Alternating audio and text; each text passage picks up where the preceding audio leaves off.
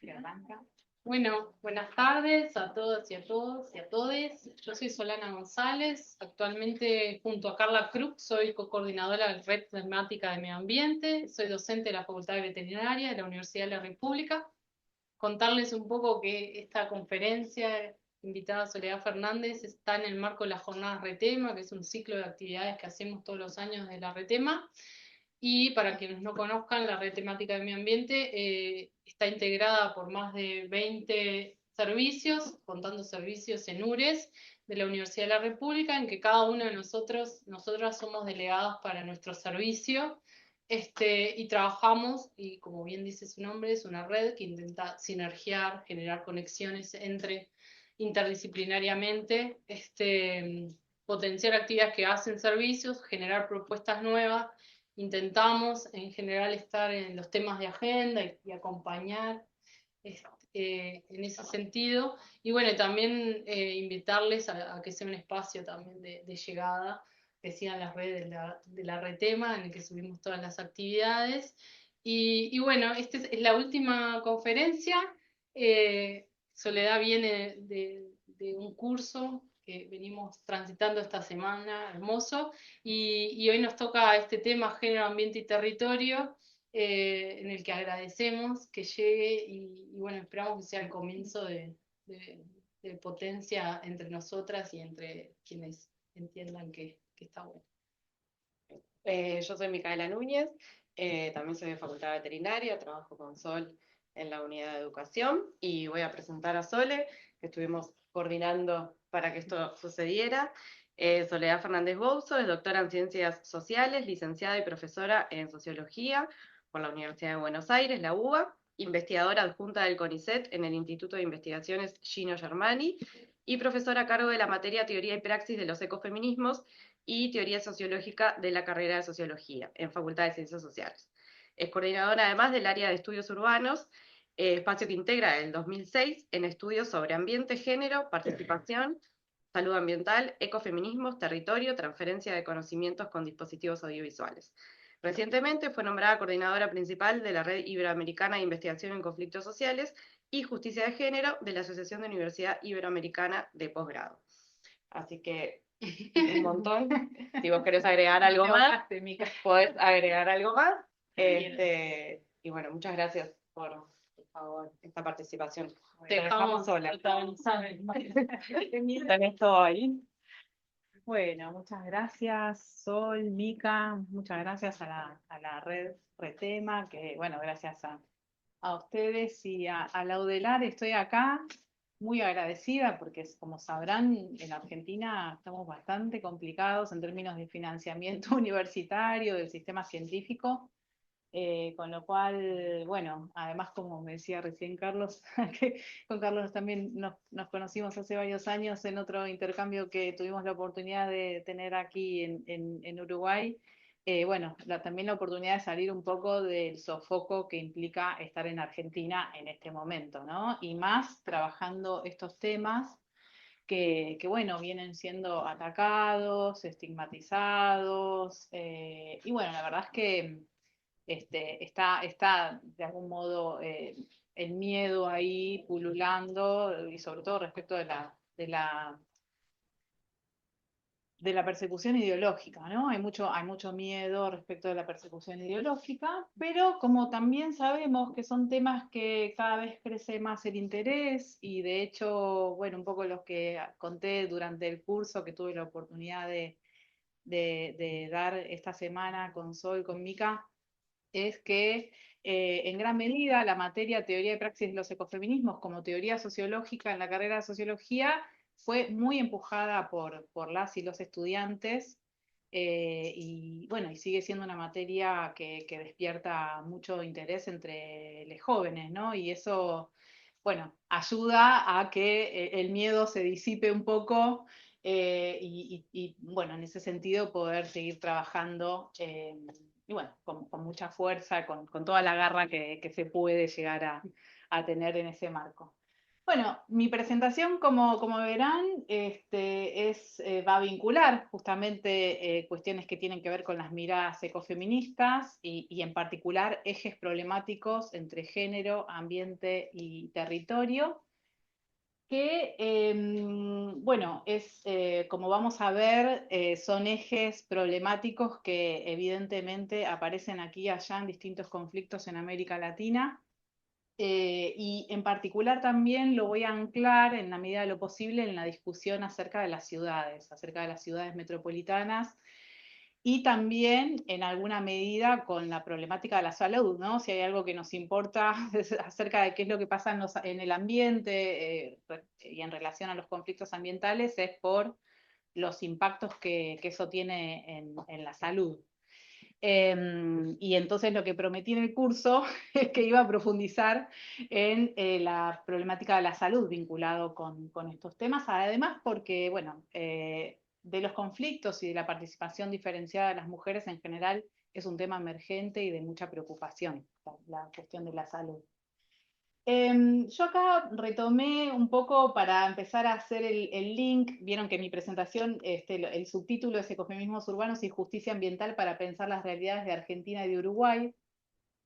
Eh, Estuve pensando muchísimo y basándome en un texto de Alicia Migliaro, colega compatriota de ustedes, que retoma la mirada de los ecofeminismos para pensar la cuestión ambiental en Uruguay específicamente, y ella refiere al mito de la excepcionalidad uruguaya, ¿no? La Suiza, esto de ser la Suiza de América en términos de, bueno, todas las potencialidades y la riqueza que tiene y también la distribución de sus recursos de manera, bueno, lo que nos llega también a Argentina es que en Uruguay es efectivamente un país que es relativamente más igualitario, ¿no? Que el resto de los países de América Latina. Y lo que bueno, me quedó muy presente del texto de Alicia Migliari y de la otra colega que es Rodríguez Lezica, pero no me acuerdo el nombre de Lorena Rodríguez Lezica, es que, bueno, ese mito de algún modo, de todas formas, oculta las desigualdades estructurales como país periférico, ¿no? Como este país que se inserta, así como Argentina y el resto de los países de América Latina, en el capitalismo, en una economía periférica y dependiente, ¿no? Si seguimos las teorías de los 70, de las teorías de la dependencia, que a su vez también tiene mucho que ver con las dinámicas extractivistas en la medida en que sabemos que son países que han sufrido procesos de conquista y colonización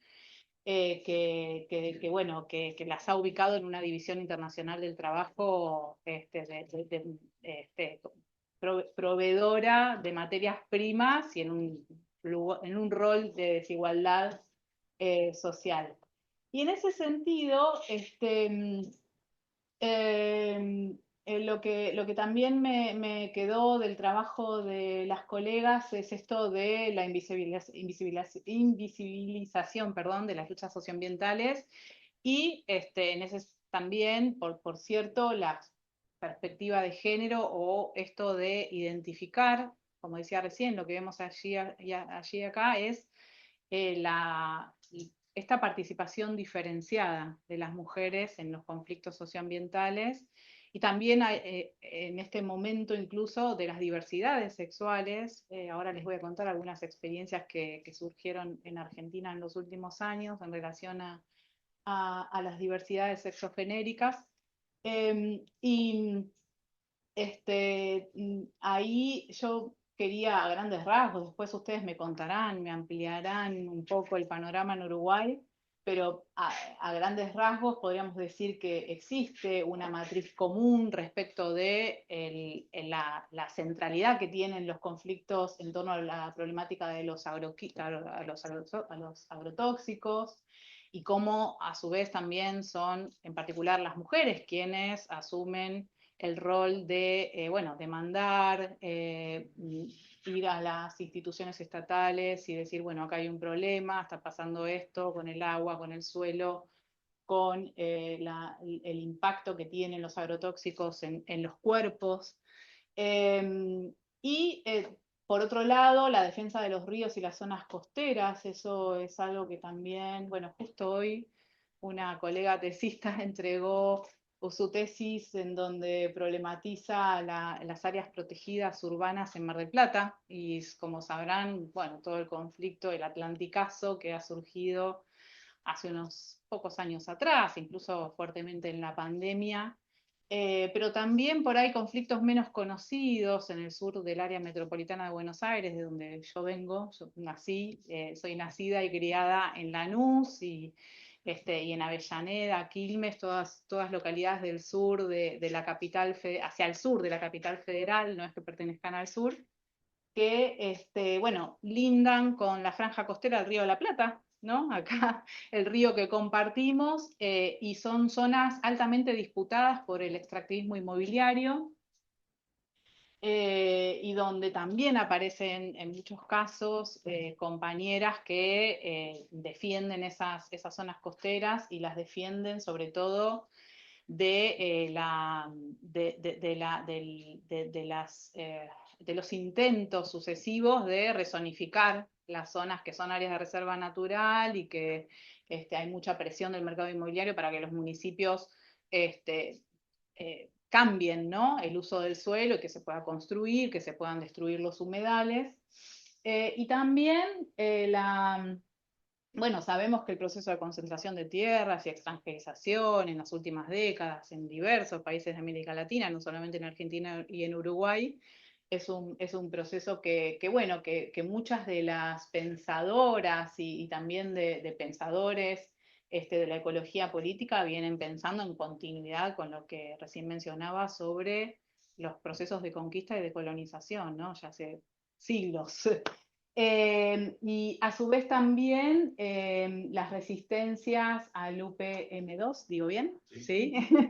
Y bueno, las resistencias, las disputas por los bienes comunes y los impactos territoriales es otra de los ejes bueno, que pude identificar. Yo lo que también quisiera es que charlemos y que me cuenten un poco más qué otro tipo de conflicto, qué otro tipo de extractivismo, si se quiere, aparece en su país, como para pensar en esta matriz, ¿no?, extractivista que, bueno, muestra diversas caras, ¿no? Y ahora, un poco entrando más específicamente a la cuestión de género y el hecho de pensarlo desde miradas ecofeministas críticas.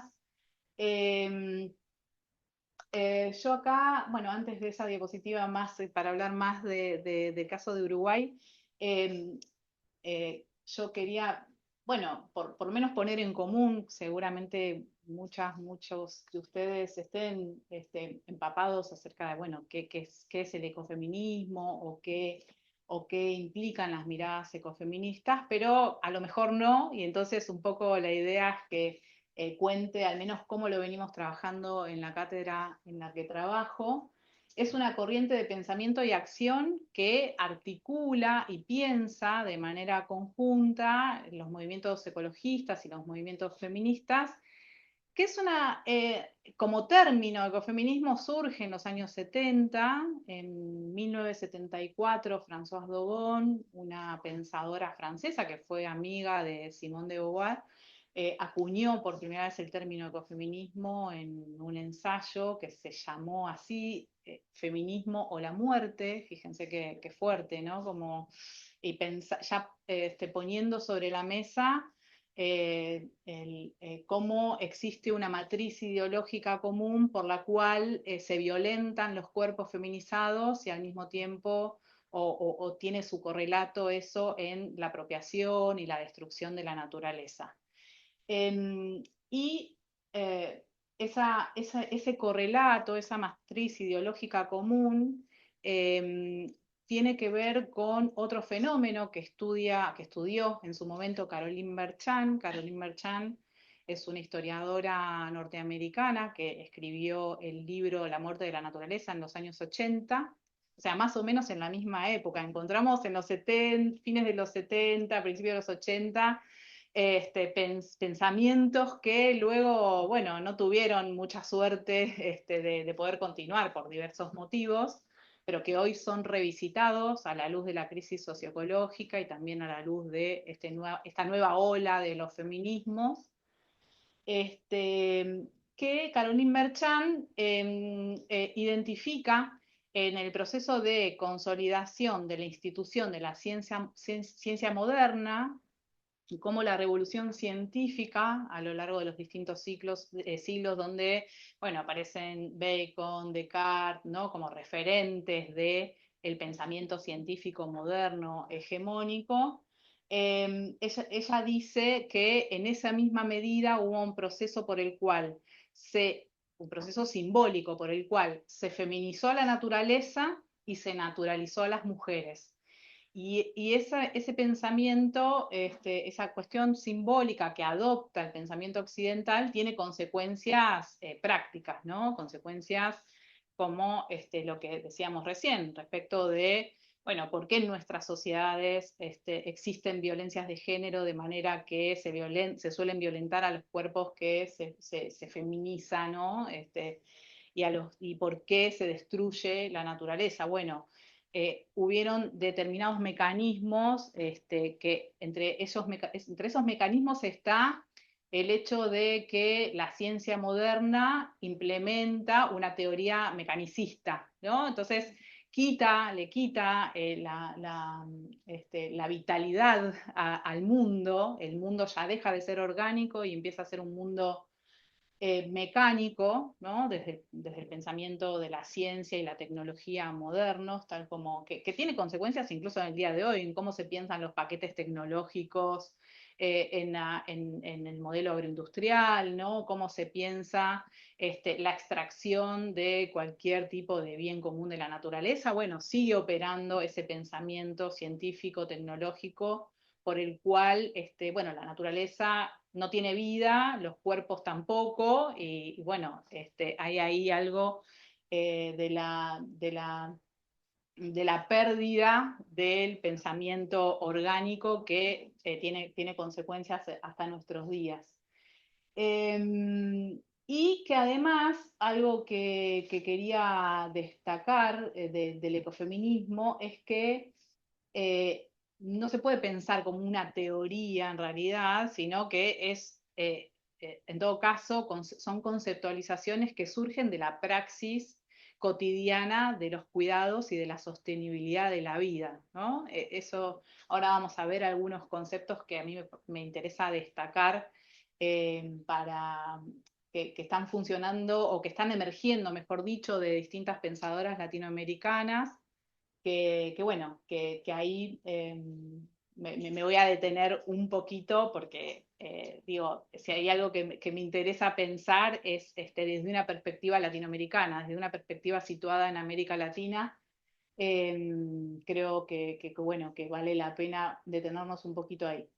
Y además, otra de las características de cómo se ha configurado la ciencia moderna es a partir de dos sesgos que tienen que ver con esto que decía sobre la feminización de la naturaleza y la naturalización de las mujeres, que es el sesgo androcéntrico y el sesgo antropocéntrico, ¿no? Es decir, un sesgo androcéntrico en el sentido de se asume como válido una perspectiva del varón, ¿no? Una perspectiva de la ciencia ubicada en las masculinidades hegemónicas, y por otro lado, la ciencia, como sabemos, digo, la ciencia hegemónica, ¿no?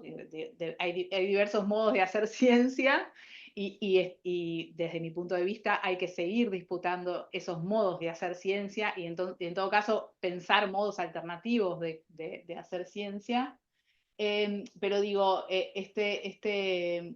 modelo hegemónico de ciencia que sigue teniendo muchas consecuencias al día de hoy, insisto con eso, también se ha desarrollado desde un punto de vista antropocéntrico en el sentido de que justamente, ¿no? La naturaleza pierde esa cuestión más bien orgánica y se convierte en una naturaleza mecánica, ¿no? Pensada como la naturaleza como máquina y las mujeres en todo caso también como cuerpo máquina dedicado a la reproducción o donde el rol que nos cabría a las mujeres en otras sociedades sería un rol meramente reproductivo, si se quiere, ¿no?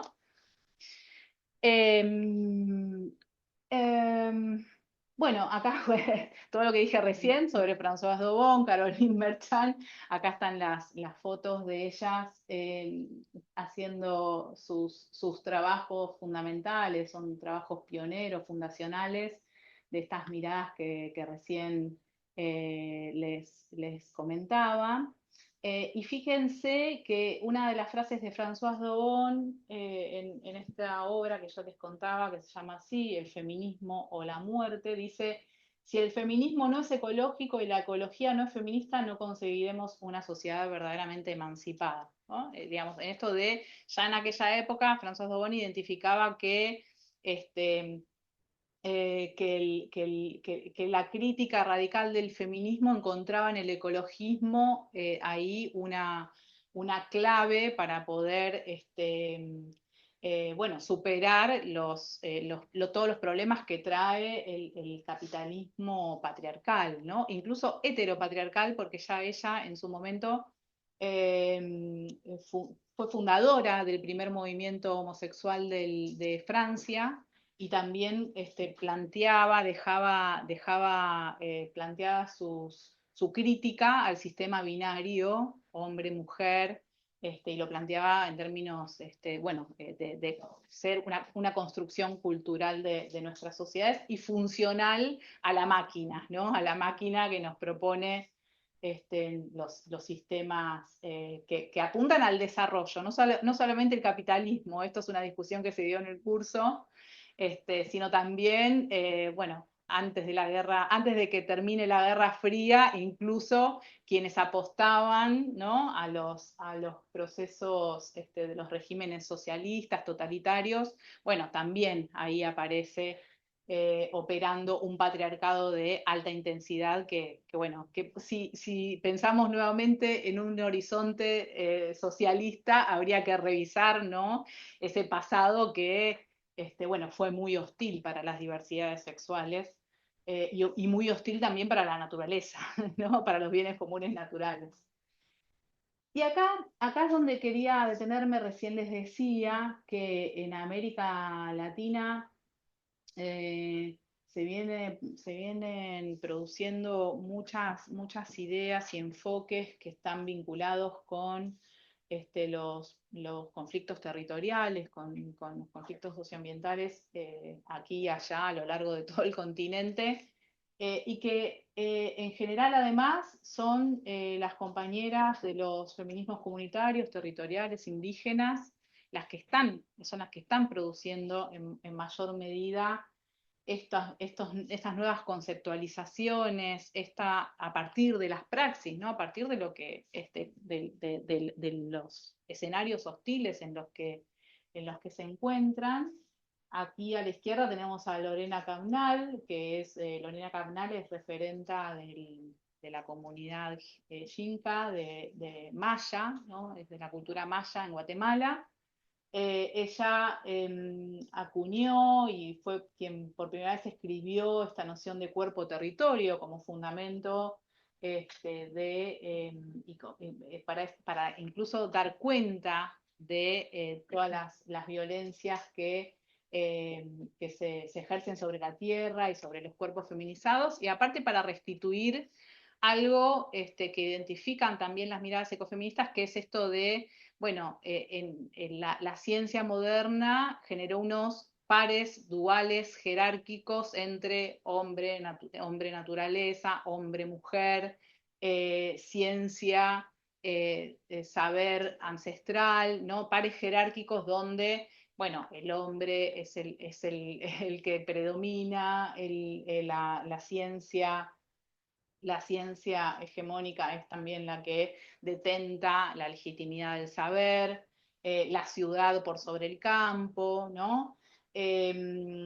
ella, de algún modo, con la idea de cuerpo-territorio, lo que pretende es restituir esa división, ese dualismo jerárquico, y mostrar que existe una continuidad, ¿no?, entre lo que sucede en los territorios y cómo eso impacta en nuestros cuerpos. Bueno, la noción de cuerpo-territorio, yo les contaba a las compañeras que compartimos con el curso bueno, que al menos en Argentina, en el movimiento feminista Ni Una Menos, es una noción que se ha difundido en los últimos años, que ha tenido mucho peso. Esta noción es de algún modo completada, si se quiere, aunque no sería la palabra del todo, pero sí, sí, ¿cómo se dice?, actualizada, o no estoy encontrando exactamente la palabra, pero sí, Sofía Zaragozín, que es una geógrafa feminista, quien también se reconoce en las comunidades indígenas de Ecuador, quien habla, ¿no?, desde la geografía y la ecología política feminista, con la noción de agua, cuerpo, territorio, para también visibilizar la cuestión hídrica, ¿no?, la dimensión hídrica, y cómo están creciendo en América Latina los conflictos por el agua, ¿no? Digo, también acá en Uruguay, con bueno, la gran movilización, la gran revuelta 2023, es uno de los indicadores que por lo menos nos llegan a Argentina acerca de, bueno, la importancia que está teniendo la cuestión del agua como conflicto socioambiental, como conflicto territorial. Y bueno, también un poco por el hecho de, ella habla también como pensadora que se inserta dentro de las miradas de la ecología política del agua y de pensar los territorios más bien como territorios hidrosociales, ¿no? Donde lo hídrico, y esto me parece que es muy importante, ¿no? Porque generalmente o históricamente los conflictos territoriales estuvieron atravesados por la noción o por las ideas acerca de los conflictos por la tierra, pero la cuestión hídrica pensada en una dinámica, en una dialéctica con lo territorial, bueno, ahí está teniendo una potencia, creo yo, como para pensar también esto, nuestros cuerpos, lo que siempre se dice, 70% agua, no podemos vivir sin agua, eso se vincula con las dinámicas del acceso al agua en el territorio, vivimos en comunidades, en sociedades, en ciudades, con estos frentes costeros. Donde yo vivo es en el área metropolitana de Buenos Aires, están tapados los arroyos, digo, y sabemos que la ciudad nos impide de algún modo ver ese relacionamiento con el agua, que es importante restituirlo para poder pensar una serie de cuestiones a la hora de planificar nuestro futuro, nuestro presente en principio y nuestro futuro, ¿no? Y por último, traje a Moira Millán, seguramente conozcan a Moira Millán, muchos de ustedes, que es una feminista indígena. Bueno, ella no es afrodescendiente, pero sí yo quise ahí marcar que los afrofeminismos también están generando pensamiento y sobre todo mucha discusión respecto del racismo ambiental, ¿no? Cómo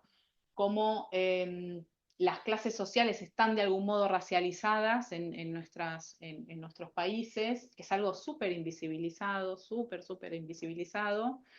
Pero bueno, yo contaba esto, ¿no? Que en Argentina, en el área metropolitana de Buenos Aires, en las periferias, llegan constantemente grupos migratorios del norte de nuestro país, descendientes de comunidades indígenas que bueno, luego ocupan espacios dentro del mercado de trabajo que son hiper precarizados, forman parte de un mercado de trabajo informal, y que, por ejemplo, capaz que también están al tanto que están surgiendo organizaciones como la organización Identidad Marrón, que es quienes se reconocen con piel marrón y dicen, bueno, somos descendientes de las comunidades indígenas que históricamente han sido ocultadas. Nuestras propias familias han ocultado esos orígenes estratégicamente para no ser identificados como lo malo, ¿no? Como lo malo. Y bueno, son quienes van todos los días al centro de la ciudad a desarrollar distintos trabajos productivos y reproductivos hiper precarizados, ¿no?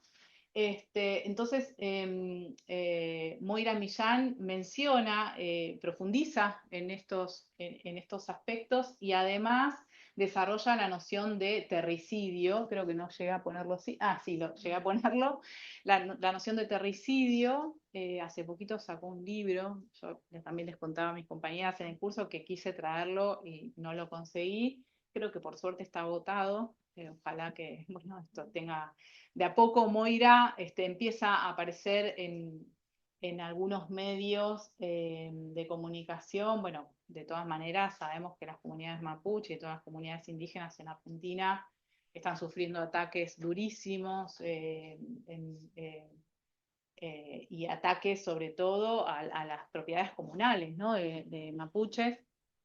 Incluso hay compañeras que han estado presas, han sido por el gobernador de Chubut, han metido presas a compañeras del movimiento al que pertenece o pertenecía Moira Millán.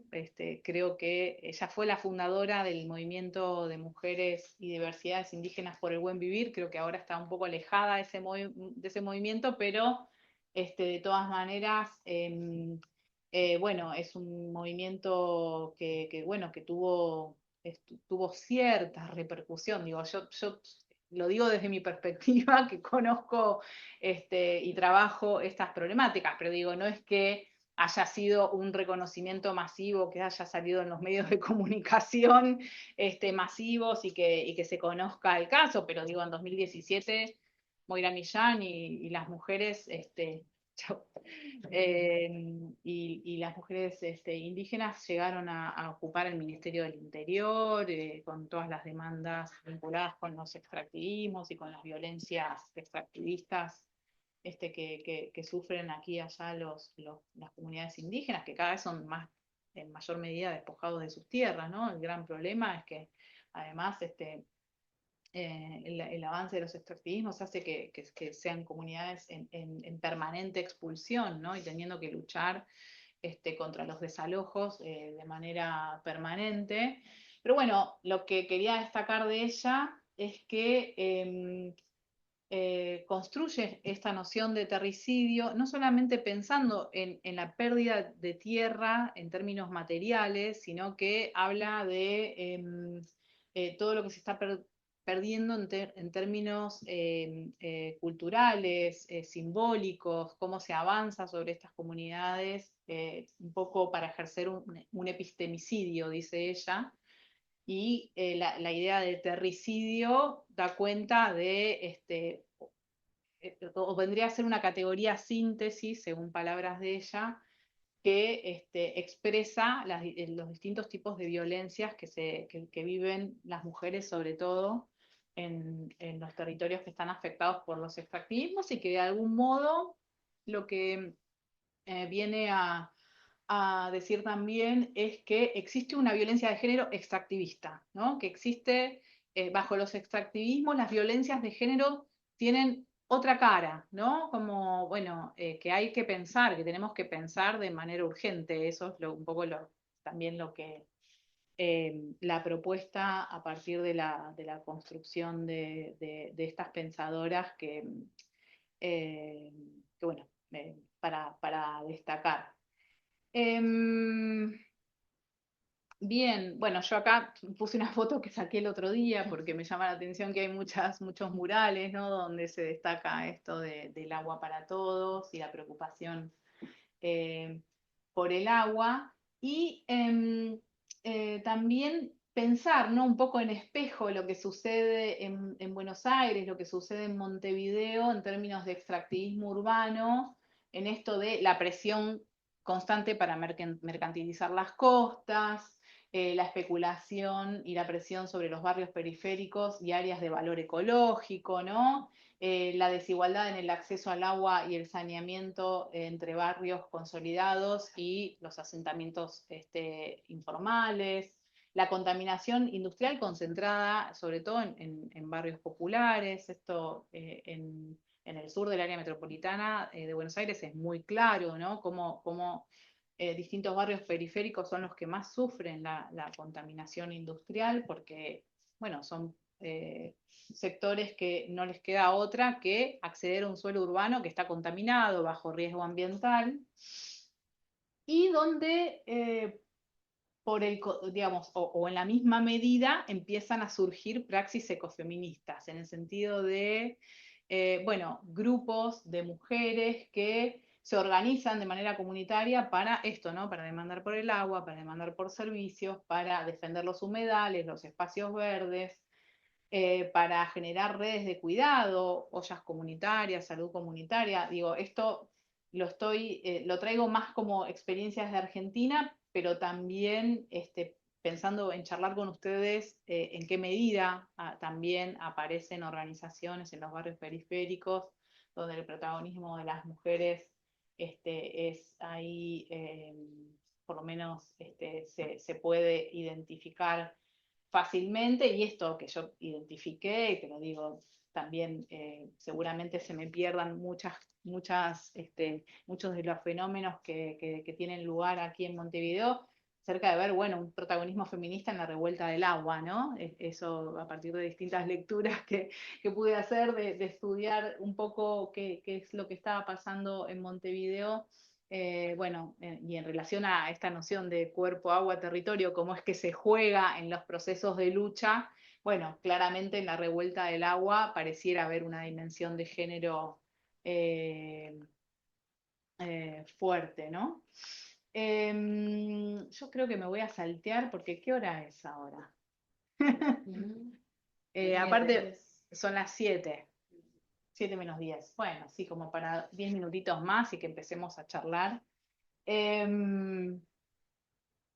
Otra de las cuestiones que quería traer vinculado a em, más bien esto que conocemos como la economía de los cuidados, ¿no? O esto que recién los feminismos vienen planteando en términos de, bueno, ¿cómo entra en la cuenta económica de nuestros países y de nuestras sociedades la economía de los cuidados, ¿no? Esto de los cuidados. Una de las cuestiones que me interesaba poner sobre la mesa y charlar con ustedes es esto de, bueno, cómo los extractivismos, los distintos tipos de extractivismos que, por ejemplo, en Argentina se podría decir de este modo así a grandes rasgos, ¿no? En la zona cordillerana, pegada a Chile, es un tipo de extractivismo que se vincula con la megaminería, con la explotación hidrocarburífera convencional y no convencional, la minería del litio ahora también en el norte del país. En el centro de Argentina, el extractivismo que tiene que ver con el modelo agroindustrial, ¿no? Con todo lo que ya sabemos respecto del paquete tecnológico, agroquímicos y transgénicos agroquímicos, diríamos. Y en las zonas urbanas, los extractivismos urbanos que recién mencionábamos, ¿no? La presión del mercado inmobiliario para avanzar sobre zonas vacantes, sobre espacios verdes, sobre este, cómo pensar el impacto, ¿no? De todos esos tipos de extractivismos en la economía, y en una economía que piense en los cuerpos y en el cuerpo agua territorio, ¿no? Un poco a partir de esta clave analítica que nos proponen las pensadoras latinoamericanas, que es,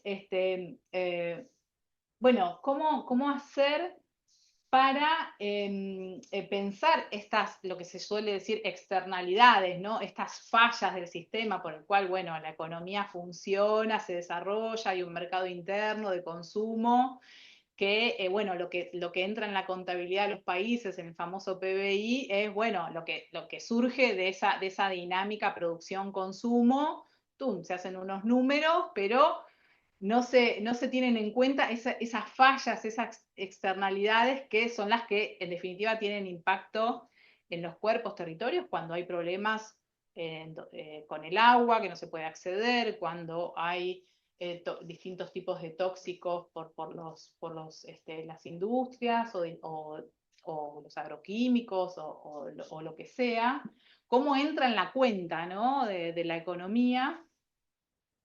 Y vemos algo que también lo planteé como en el curso, que es que el mercado informal, el mercado laboral, el mercado laboral, a su vez, está en el área de los servicios que se vendrían a ser los cuidados, como la salud, la educación y el trabajo doméstico remunerado, son áreas que están altamente feminizadas y que además aparecen experiencias de conflictos territoriales donde, a ver si traje aquí alguna, bueno, creo que me perdí de traer, bueno, sí, no traje experiencias que tienen que ver con eso, pero de todas maneras lo quiero plantear para ver en qué medida aparece también aquí en Uruguay, que es que, por ejemplo, en las áreas rurales en Argentina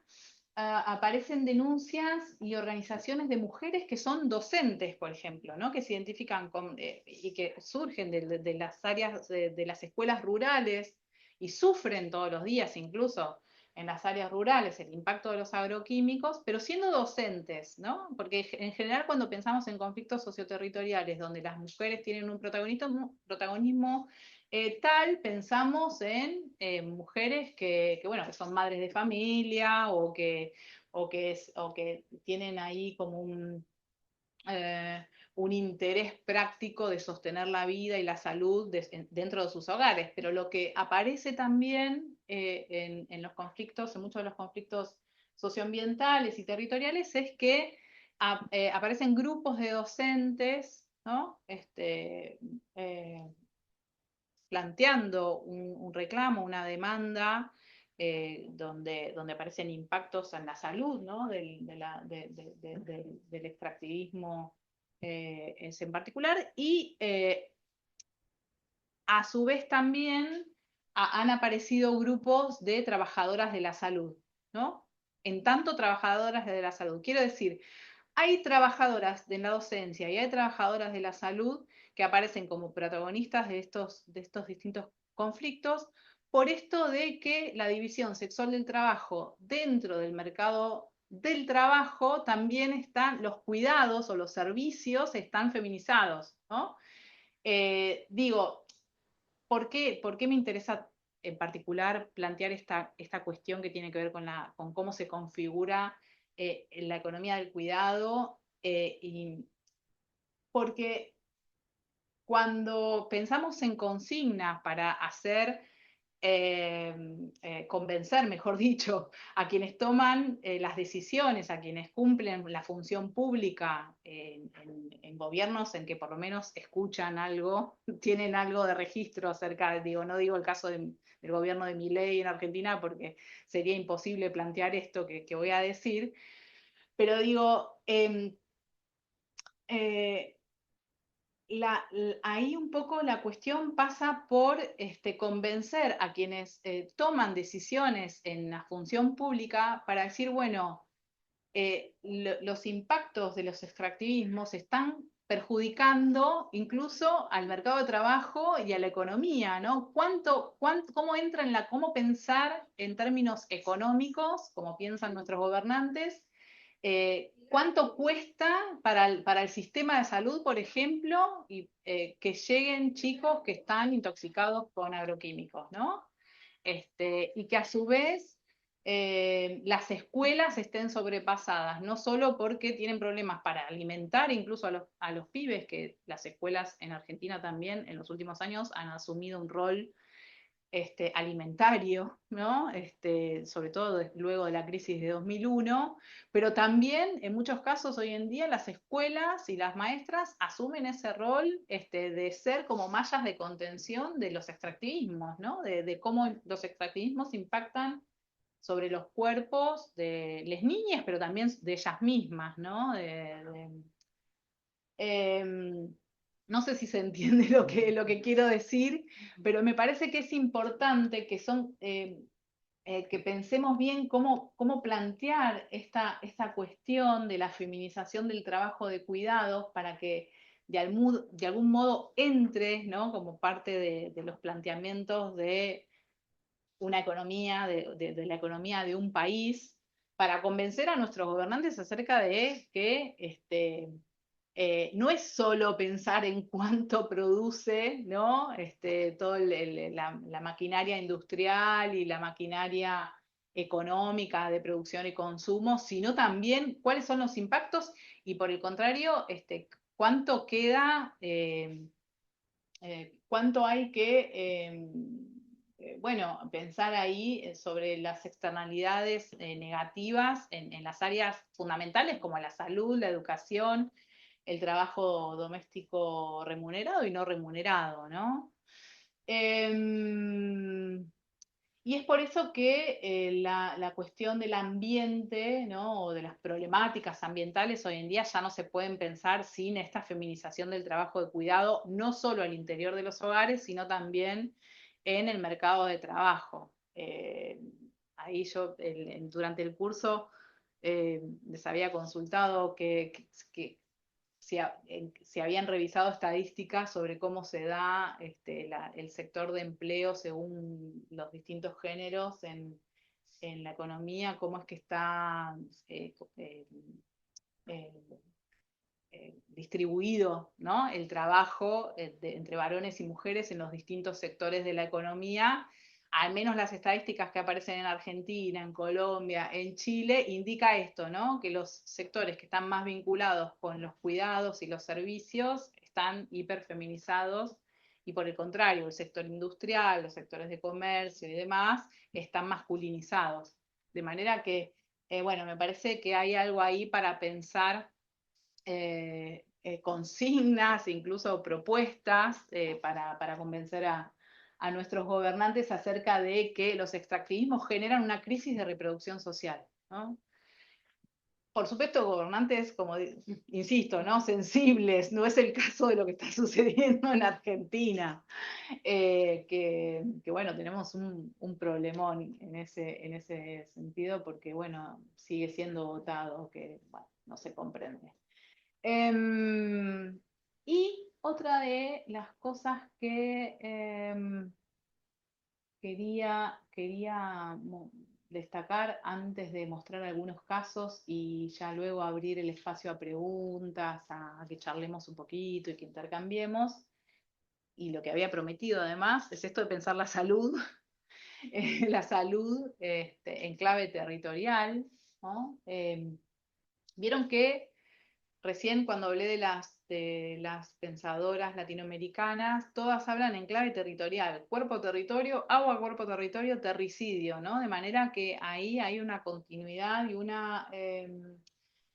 una preponderancia de la noción de territorio en el caso de América Latina que hay que atender, ¿no? Y lo mismo pasa también con las perspectivas que están pensando la salud hoy en día, con las perspectivas críticas que están pensando la salud, que sobre todo acá me refiero a la epidemiología crítica como desde una perspectiva ecofeminista que piensa también en esta dimensión de género por la cual la cuestión de la salud es problematizada en gran medida por las mujeres protagonistas de distintos casos de conflicto socioambiental. Digo, también quiero que charlemos, porque yo por ahí doy por sentado que en Uruguay sucede lo mismo, pero en Argentina, aquí y allá, en cada conflicto socioterritorial, en gran medida son las mujeres las que plantean, bueno, este problema lo que está causando es este problema de salud, ¿no? Y el emergente es la cuestión de la salud.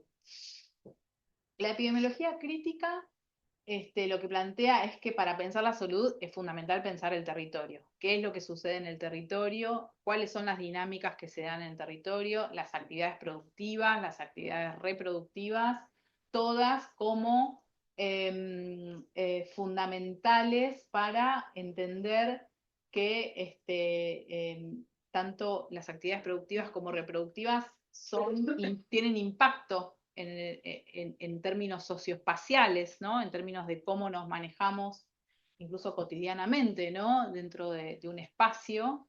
Y que en ese sentido, lo que me parece muy importante destacar, que acá creo que no lo puse, que es que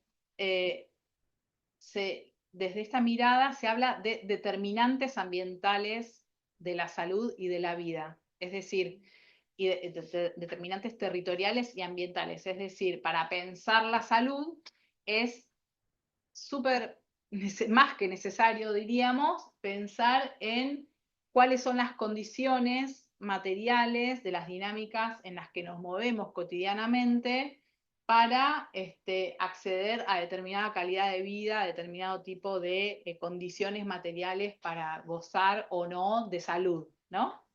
Esto, ¿por qué se habla de determinantes ambientales de la salud y de la vida hoy en día? Porque la epidemiología crítica es una corriente de la medicina social que viene de los años 70, siempre vuelvo a los años 70, que en su momento identificaba, un poco contraponiéndose a la medicina hegemónica, que parcializa los cuerpos y los individualiza y no piensa en qué condiciones nuestros cuerpos, en qué condiciones nos manejamos y por dónde transitamos sin tener en cuenta, ¿no?, la medicina hegemónica. La medicina social confronta con esa mirada en los años 70 y habla de los determinantes sociales de la salud, ¿no? Es decir, bueno, cómo los procesos de socialización y de sociabilidad influyen en las dinámicas de salud, enfermedad y muerte de nuestra sociedad. Y lo que actualmente la epidemiología crítica, y sobre todo a partir de una figura referencia como es Jaime Breil, que es un médico social, comunitario, crítico, ecuatoriano, el que un poco actualiza esta noción de determinantes sociales de la salud para pensar en este contexto donde vivimos una crisis socioecológica, climática, ecosanitaria en el marco de la pandemia, todo lo que ya sabemos bien gracias a la pandemia, que él dice, bueno, actualmente es necesario pensar en los determinantes ambientales de la vida, ¿no? Ya un poco pensando en que nuestro contexto histórico, la contradicción capital-vida, está llevándonos de algún modo a pensar en categorías un poco más fuertes, ¿no? Para pensar la salud colectiva. Y entonces, lo que dicen desde la epidemiología crítica es que lo que tenemos que pensar, esto me gustaría charlarlo también con ustedes, es cuáles son aquellas fuerzas sociales que territorialmente despliegan malestar y enfermedad. Podríamos pensar que las territorialidades de los extractivismos y del capital generan esa fuerza, ¿no?, que nos lleva a generar malestar, a generar procesos de enfermedad, incluso lamentablemente también la muerte, ¿no?, producto del impacto de los extractivismos. Y por el contrario, aquellas fuerzas sociales, aquellos procesos sociales que van en el sentido contrario, en el sentido de proteger nuestras vidas, proteger nuestra salud, y generar procesos de bienestar, ¿no?, y de salud, como puede llegar a ser un poco la propuesta que pensemos es procesos organizativos que van en ese sentido, ¿no? Cuando aparecen redes organizativas comunitarias que generan ollas comunitarias o que se organizan para generar algunos algunos programas de atención a la salud específicos vinculados con los impactos territoriales de los extractivismos. Digo, ahí yo creo que hay otra de las claves para la articulación de un programa político entre distintas experiencias que operan en el sentido de generar territorialidades para la vida, ¿no? Territorialidades para la salud. Digo, todo esto, disculpen porque por supuesto que estoy pensando en lo que está pasando en Argentina y me preocupa muchísimo lo que está pasando en Argentina, que es cómo construir un programa político de acá en más, porque si en gran medida gobierna una fuerza como la que representa Milei, es porque no está habiendo una alternativa clara de programa político que convenza, ¿no? Que tenga ahí, que esté pensando en algo desde las bases. Y en ese sentido pienso que de algún modo las redes comunitarias y las redes de contención que generan bueno, territorialidades en favor del bienestar, en favor de la salud, bueno, son fundamentales bueno, para crear una alternativa política, ¿no? Un poco la preocupación que me atraviesa es eso, ¿no? Y que nos atraviesa a todos, cómo pensar una alternativa que tenga en cuenta todos estos elementos que hacen a la salud, a lo que plantean en general las praxis ecofeministas, que es el impacto en la salud que tienen los extractivismos. Y bueno, mostrarles algunas experiencias en Argentina que podríamos, acá yo sistematicé a grandes rasgos cómo podríamos pensar o identificar esas fuerzas sociales que van en favor de las territorialidades para la vida y en favor de procesos de bienestar y de salud. Y pienso en las cooperativas de trabajo que siguen funcionando con muchos problemas hoy en día, porque sabemos que, como saben, es un momento muy hostil para mi país, pero de todas maneras existen organizaciones cooperativas que siguen funcionando a pulmón y que tienen que ver con cooperativas de trabajo de la industria textil, cooperativas de trabajo de gestión de los residuos, de reciclado de los residuos, también experiencias de agroecología, muchas experiencias en distintas provincias que se abocan a la agroecología, incluso experiencias de huertas urbanas en los centros metropolitanos. Las redes comunitarias de cuidado, como decía recién, las ollas populares, los comedores comunitarios que siguen con muchos problemas hoy en día, pero siguen organizándose para demandar, no solo por la alimentación, sino también lo que mencionaba recién, ¿no? En los barrios populares existen distintos grupos liderados por mujeres que tienen mucha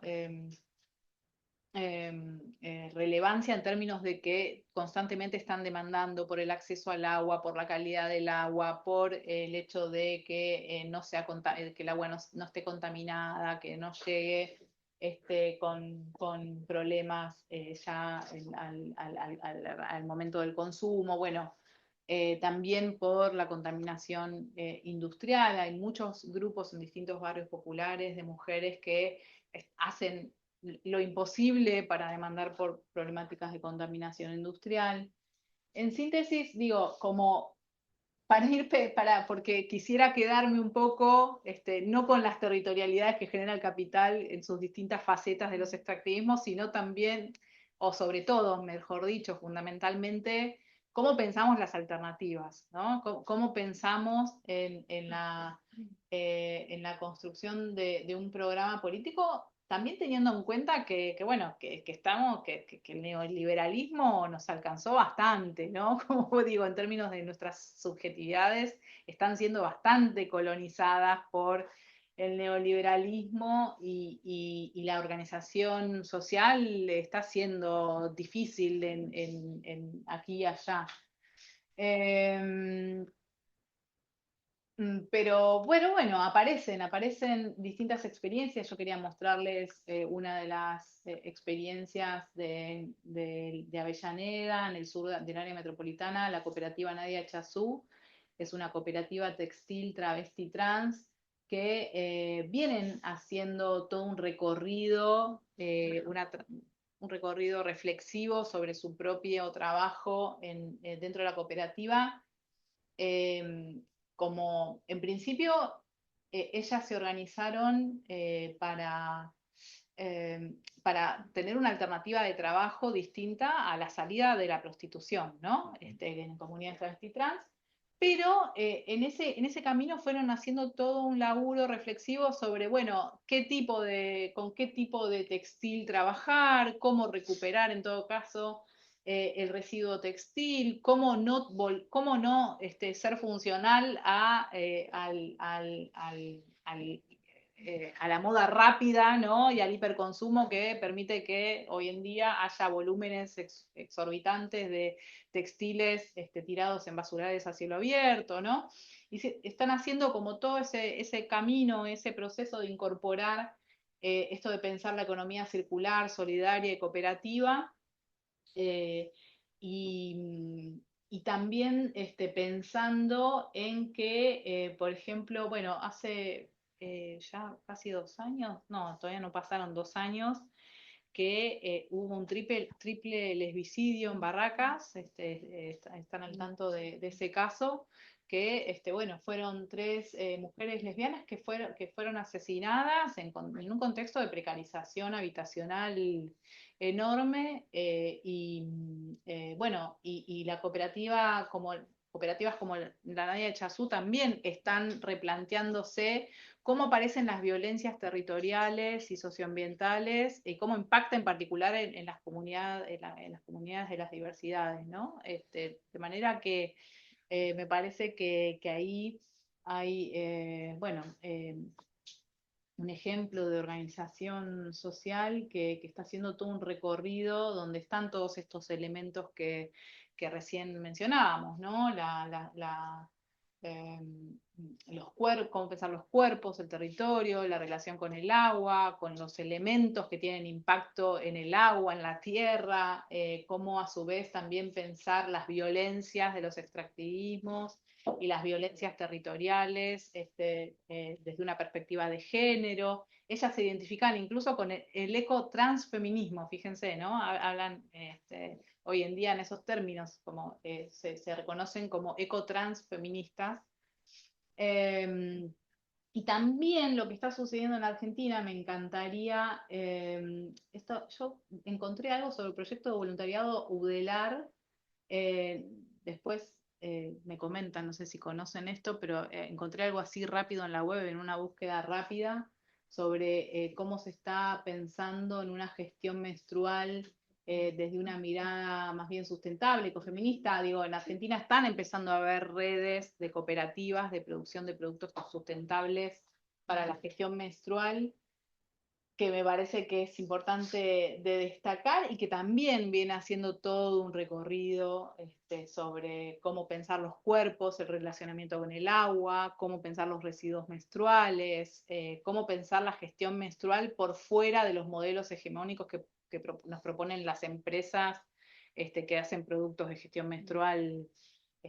Digo, con productos que incluso hasta en algunos casos están contaminados, ¿no? Bueno, con glifosato. Digo, también acá hay alguna red comunitaria que está apareciendo en alguna medida.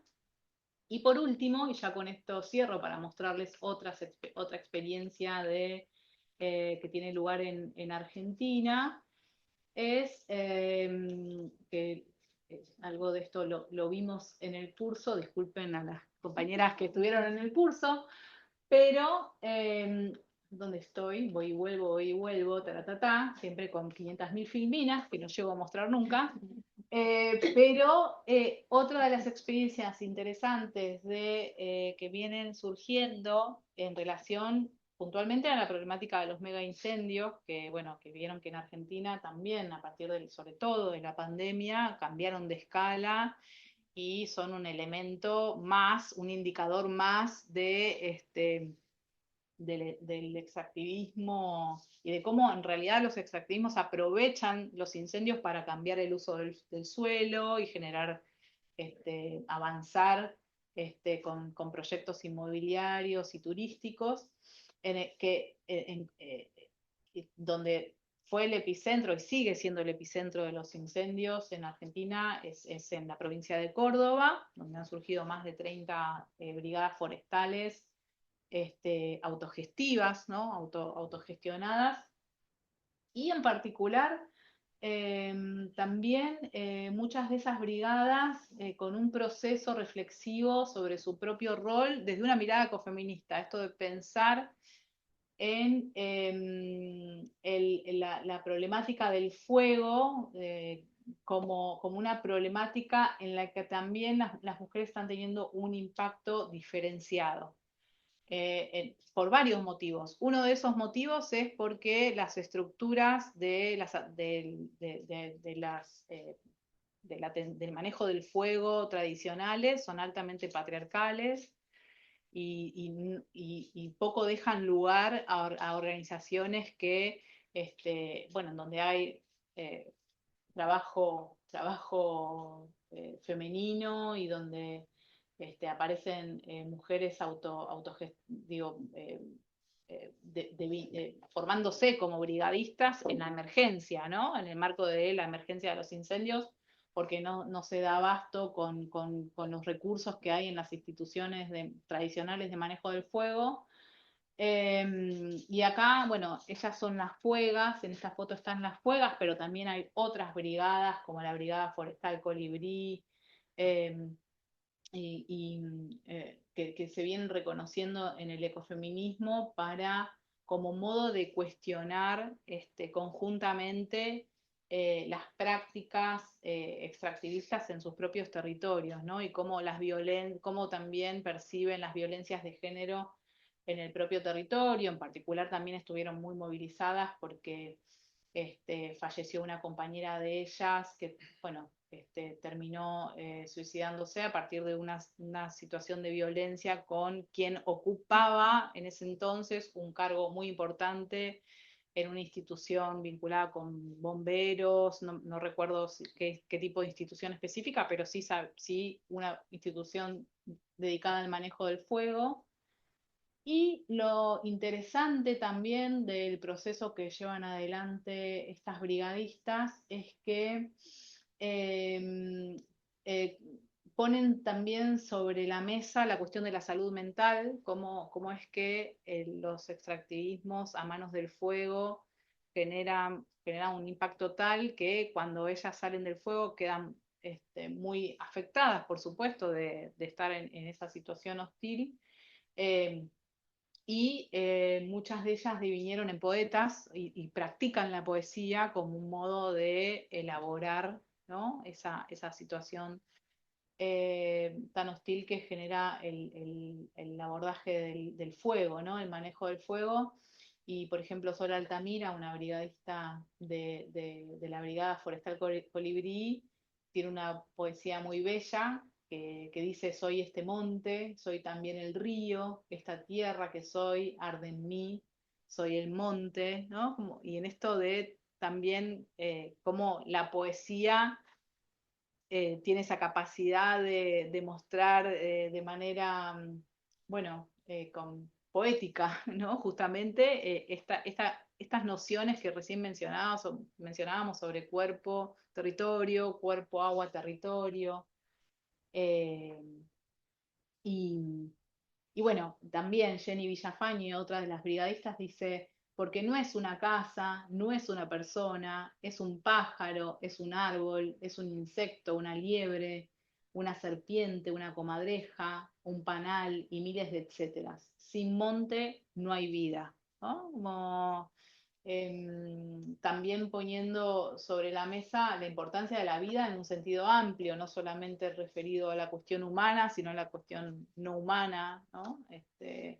ahí me parece que estas experiencias están de algún modo, bueno, aportando muchos de los elementos sobre los que tenemos que pensar, ¿no? O sea, la salud en términos amplios, la salud incluyendo la salud mental, cómo pensar nuestra salud mental en marcos cada vez más complicados en relación a los extractivismos y bueno, y por último, y ya ahora sí, no les miento, no sé qué hora es, creo que me recontrapasé.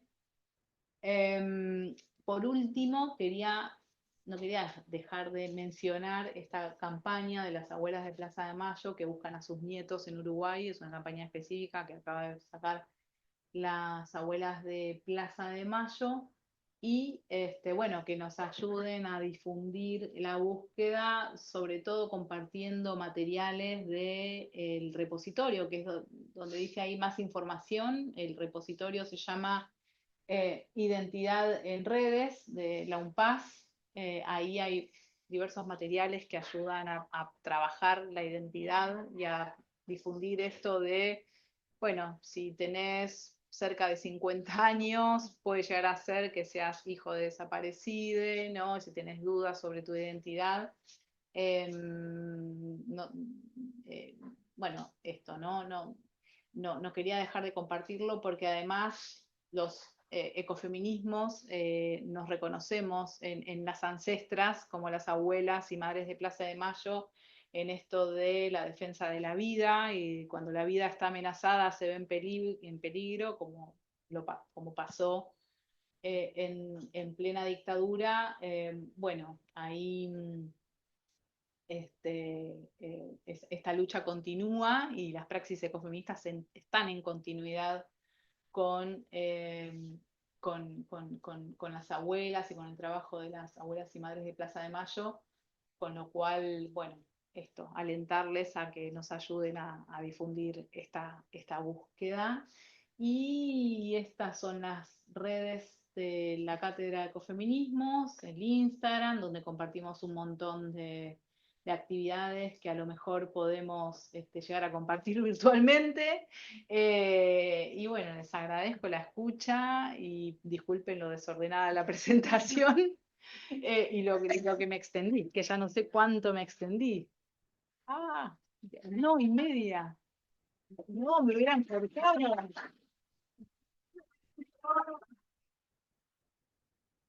No, disculpe, no. Pero me hubieran cortado. Bueno, muchas gracias, Soledad. Abrimos, ¿no? Sí, ratito, aunque sea. Dejar de compartir Sí, pantalla ¿cómo hago? No sé cómo lo. Escape. ¿Es esto?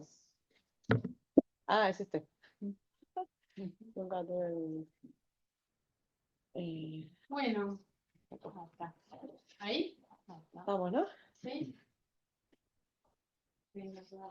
Preguntas, inquietudes, reflexiones. Me quiero morir que dejé pasar tanto tiempo. Disculpen. Pido disculpas. Hazte muchas preguntas ahí. No sé. Capaz que. Tan tímidas. Cuando hablaste al principio como Sí. de esta o lo que yo entendí, ¿no? De la idea del ecofeminismo no como una teoría, sino como una praxis, me gusta la reflexión. Soy socióloga Colega. reflexionar en esto de la observación, ¿no? Que después en todo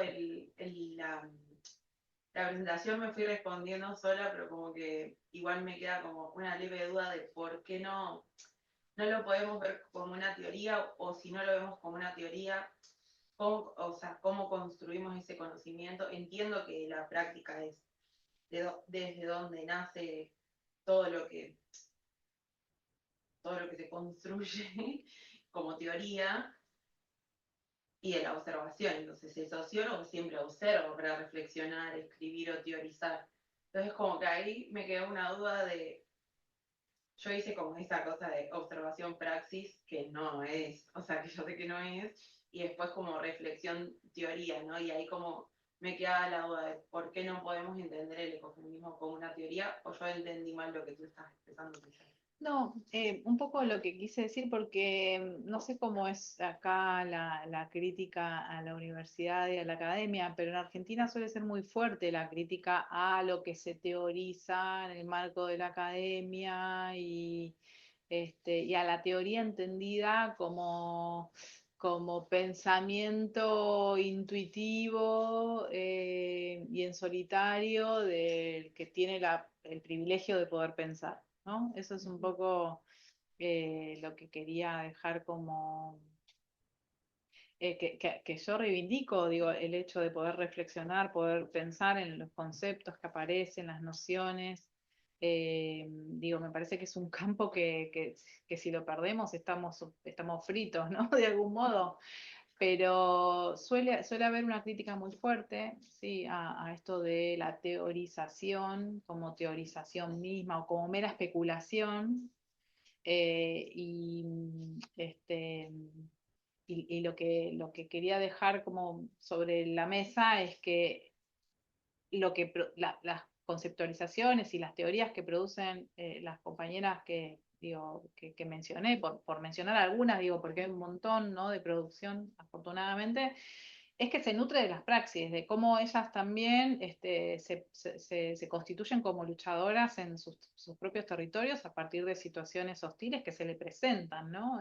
Un poco eso, que surge de ese modo, y en las experiencias y en las vivencias que tienen. Pero no porque desdeñe, yo en particular no desdeño, pero sí sucede que en Argentina está un poco ese debate como, bueno, la academia y la teoría como mera especulación. Bueno, eh, es- no de nada. Tengo otra preguntita, pero Sí, bueno. sí. Dale. Sí. No sé cómo. Sí. Gracias por la presentación. Eso lo que planteaste sobre territorialidades para la vida y la salud y cómo construir programas políticos alternativos. No sé si nos puedes contar un poco más cómo están trabajando ustedes. No, bueno, simplemente un poco lo que notamos en las distintas experiencias que vamos como eh, identificando y con las referentas con las que empezamos a estar en contacto y demás, es esto de ¿cómo decirlo? Esta dimensión espacial de la vida cotidiana que está en juego para aquellas referentes que, bueno, por ejemplo, una trabajadora de la salud, ¿no?, que está en una salita de salud en Villa Inflamable, una localidad de Avellaneda que está pegada a un polo petroquímico y que llegan distintas problemáticas vinculadas con la contaminación por plomo, y eso moviliza toda una serie de recursos de esa salita y de esas mujeres en torno a ir a tocar la puerta al municipio, ir a conseguir el instrumento que permita medir los niveles de contaminación, o ir a la universidad, tocar las puertas de la universidad y decir, bueno, hace falta medir la contaminación del agua, como eh, en ese sentido, territorialidades para la vida, donde, bueno, un poco en el curso lo que vimos es la importancia de hacer una sociología de la vida cotidiana en estos casos, ¿no? Como, bueno, que las praxis ecofeministas se ven como en esa temporalidad de lo cotidiano este, eh, que no necesariamente es por ahí como se presentan los movimientos sociales, ¿no?, en la esfera pública, demandando con marchas y movilizaciones, sino que son como activismos de lo cotidiano y que se despliegan territorialmente en una esfera local, comunitaria, bueno, se va viendo en esas tramas, ¿no?, en esas pequeñas tramas. Em, y decimos territorialidades de la vida, para la vida, no porque lo haya inventado yo, sino porque la epidemiología crítica, Eris Borde, Lobar, autores que cité mismo en el PowerPoint, hablan en ese sentido de pensar la salud y de pensar este movimiento de doble dirección, ¿no? Las fuerzas sociales que generan territorialidades para la enfermedad y la muerte y el malestar, como territorialidades en general que son muy impulsadas por el capital, y por el contrario, estas territorialidades para la vida, donde están estas tramas que son tramas más bien invisibles, si se quiere, ¿no? O que no trascienden, tienen poca trascendencia y que sin embargo son fundamentales para el sostenimiento cotidiano de la vida. Eh, no sé si respondí la pregunta. Pero bueno, en la cátedra solemos trabajar muchísimo con una socióloga también de los años 70, yo siempre vuelvo ahí, Agnes Heller, eso también en el curso lo estuvimos viendo a grandes rasgos, que bueno, ella fue una socióloga marxista que, eh, que le dio una vuelta de tuerca al marxismo poniendo sobre la mesa la cuestión de la vida cotidiana, ¿no? Como esto de, bueno, el marxismo habló de la contradicción capital-trabajo y del proletariado en la industria y de todos los pesares y la precarización de la clase trabajadora, pero se le perdió como un elemento central que tiene que ver con la vida cotidiana y donde, bueno, aparece toda la esfera reproductiva que generalmente en la división sexual del trabajo en nuestras sociedades queda ahí como relegada. Hoy los feminismos, por suerte, lo traen. Pero bueno, digo, me parece que una de las claves es mirar esas tramas que son, ¿no? Pequeñas tramas, que o las naturalizamos también, o nuestras propias prácticas que las naturalizamos.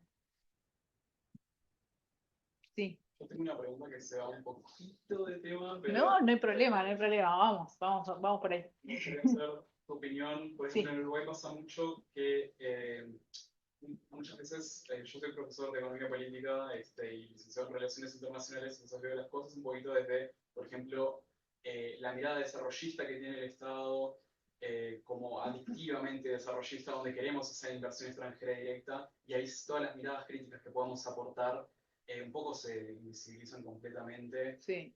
por esos actores, incluso aquellos actores que están encargados de financiar las investigaciones, tienen muy marcado ese desarrollismo.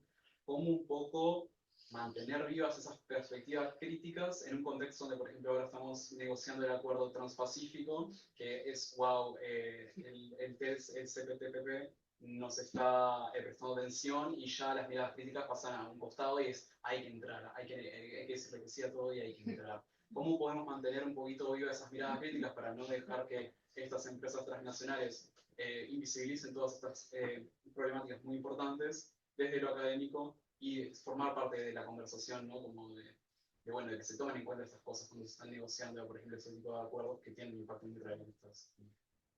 Wow, sí, ¿cómo hacerlo? Tranquila. Es como lo que no nos deja dormir casi, ¿no? Como que estamos ahí que no sabemos cómo conciliar el sueño para. Pero es muy buena tu pregunta porque es como que vas al nudo, al kit de la cuestión, que yo ahí pienso que desde la academia, desde tu lugar como académico, en el sentido de pensar la economía política, y una vía, en principio, como para arrancar, es revisar toda la producción que está habiendo de parte de la economía de cuidado, la economía feminista. Están habiendo producciones muy interesantes en ese sentido sobre cómo pensar. Bueno, la misma CEPAL hoy en día ha avanzado en hacer un recuento de cuánto suma al PBI los cuidados colectivos. Se calcula que en los países latinoamericanos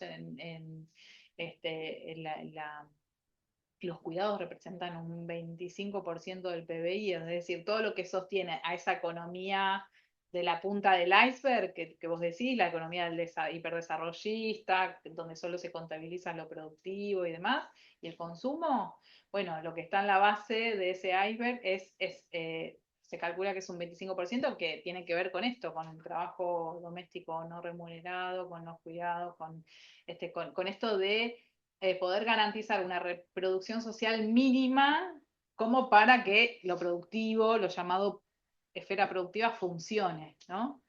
En principio revisaría ese tipo de bibliografía desde autoras como Cristina Carrasco en España, Amaya Pérez Orozco, bueno, Yayo Herrero, si bien es antropóloga, también hace una reflexión en torno a la economía. Después tenés economistas aquí y allá, en Claxo está Natalia Quiroga Díaz, bueno, también están Verónica Gago y Lucy Caballero en Argentina, muchas compañeras, también Mercedes de Alessandro, otra economista argentina que por ahí no hace tanto foco en la cuestión de los bienes comunes naturales, pero sí tiene en cuenta la economía de cuidados a través de su organización que se llama Ecofeminita, ¿sí? Se llama como ecofeminista, pero sin ese, Ecofeminita. Y hay un montón de producción que está apareciendo de la economía, de este lado B de la economía, que me parece que sería un buen punto de arranque que te puede ayudar.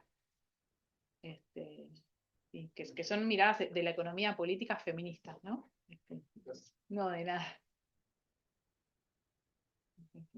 Muy bien.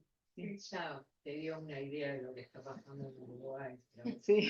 Solo por el hecho de Pero que cuéntenme vos lo preguntaste. Transpacífico, eso me está, cuéntenme un poquito también que no sé de qué se trata concretamente Pero lo que tenemos es a un ministro de Economía anunciando en el día de ayer que por suerte vamos a tener 3 data centers más, como si ya se instaló Google en Uruguay y hay intenciones de Europa de instalar 3 nuevos data centers.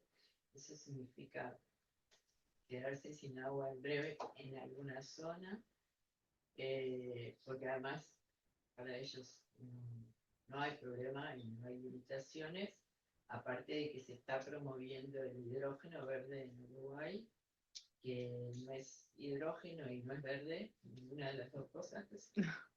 Y para estudiar un poquito.